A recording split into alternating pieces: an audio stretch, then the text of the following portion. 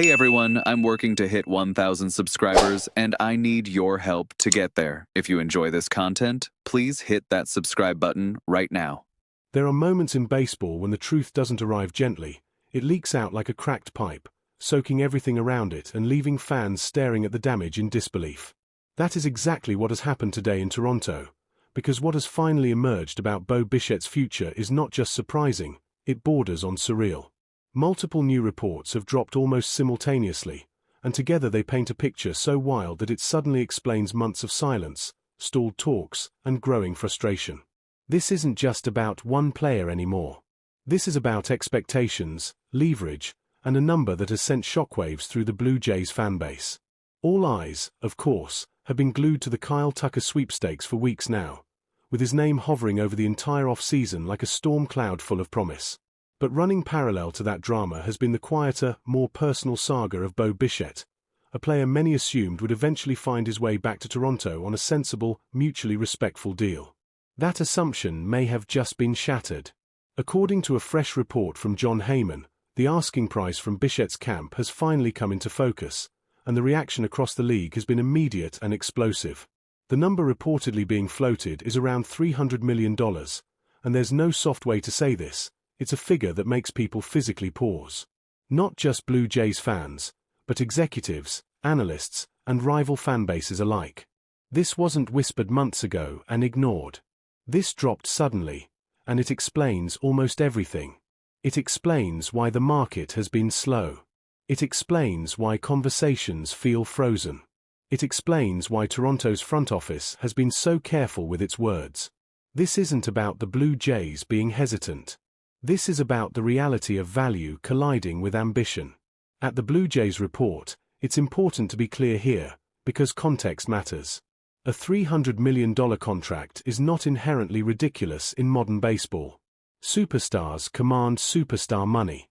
But the issue is comparison. If you are willing to spend that kind of money, you do it for players who change the geometry of the league. Kyle Tucker fits that description. A left-handed, elite defensive outfielder with power, patience, and postseason impact. Bo Bichette, for all his brilliance with the bat, occupies a different tier in the current market landscape. Rumors suggest Tucker himself may land somewhere in the $300 to $350 million range, and that comparison is where this entire situation becomes uncomfortable. If Tucker, a more complete player in today's game, is valued in that range, then Bichette asking for a similar figure raises eyebrows across front offices. This isn't an emotional judgment. It's a market one. And suddenly, the Blue Jays' position becomes far easier to understand. Bichette is coming off a strong season offensively. There's no denying that. When he's healthy, his bat is electric, capable of carrying a lineup for weeks at a time. But the other parts of his profile cannot be ignored. His defense has been a persistent concern. His base running metrics have trended in the wrong direction. Last season, he ranked near the very bottom of the league in outs above average, numbers that suggest a long-term positional question rather than a temporary dip. Paying $300 million for a shortstop who profiles defensively closer to a second baseman is not a trivial gamble. This is where the injury factor also creeps in quietly. Bichette missed time last year, and while no one doubts his work ethic or competitiveness, injuries add uncertainty, and uncertainty makes contracts heavier. When you commit that level of money, you are buying not just talent, but reliability across a decade. And suddenly, that price tag starts to feel less like confidence and more like a negotiation strategy designed to reset the conversation entirely. Spotrac's calculated market value for Bichette tells a very different story. Their projection sits around 8 years and $186 million, roughly $23 million per season. Even if you stretch the term to 10 years, you are still miles away from the reported ask. A 10-year, $300 million deal would push his annual value to $30 million, significantly above comparable players with stronger defensive resumes. That gap is the heart of this standoff. When you line up the usual comparables, the picture sharpens further. Dansby Swanson, Trevor Story, Willie Adams, Trey Turner. Adams feels like the closest parallel, both stylistically and statistically, and his deal landed at 7 years and $182 million. Trey Turner did reach $300 million, but he did so with a broader skill set, stronger defense, and a longer track record of elite all-around production. Bichette is a phenomenal hitter, but contracts of this magnitude are rarely awarded for offense alone anymore.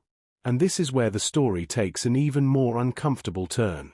According to the same reports, the New York Yankees are now looking more seriously at Bichette. Not casually. Not as leverage. Seriously. Their pursuit of Cody Bellinger has reportedly stalled, proposals exchanged but no agreement reached, and if that door closes, Bichette becomes a primary alternative. For Blue Jays fans, this is nightmare fuel layered on top of sticker shock. There is a strange emotional split here. On one hand, if the Yankees truly are willing to pay $300 million, it offers a grim sort of validation that Toronto was never going to cross that line. On the other, the idea of Bichette wearing pinstripes for the next decade is enough to make anyone wince. An ideal world sees Toronto land Tucker and Bichette heading somewhere far away, preferably the National League. Reality, unfortunately, doesn't care about comfort. The Red Sox remain a lurking presence as well, another reminder that elite players rarely drift quietly into the night. And if this is truly the number Bichette's camp is anchoring negotiations around, then the delay, the silence, and the shifting rumors all begin to make perfect sense. This isn't about indecision. It's about a market struggling to reconcile talent with cost.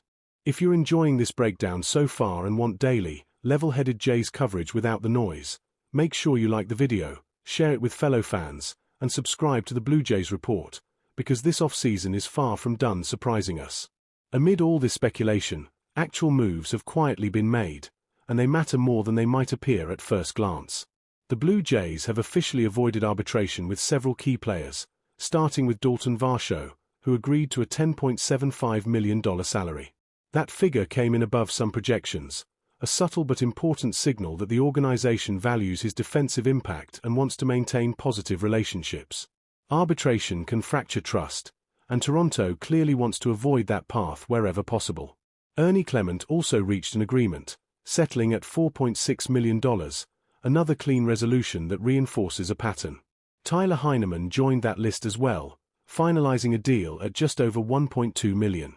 None of these numbers will dominate headlines, but together they paint a picture of a front office prioritizing stability, respect, and long-term cohesion.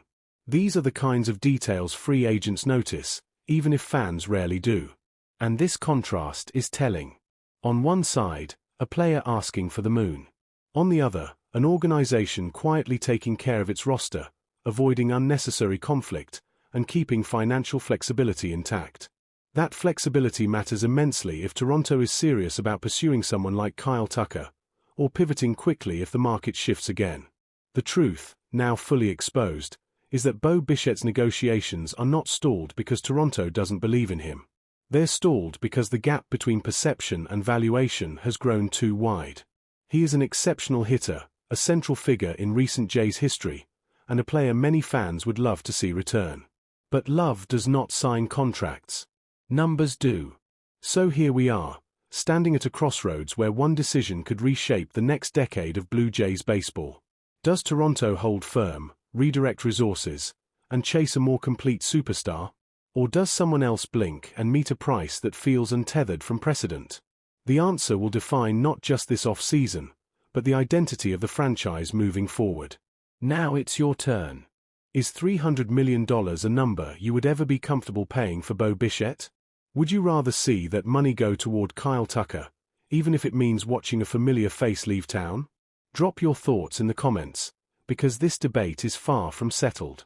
And make sure you stay locked in with the Blue Jays Report, because if today proved anything, it's that the truth in baseball never stays hidden for long.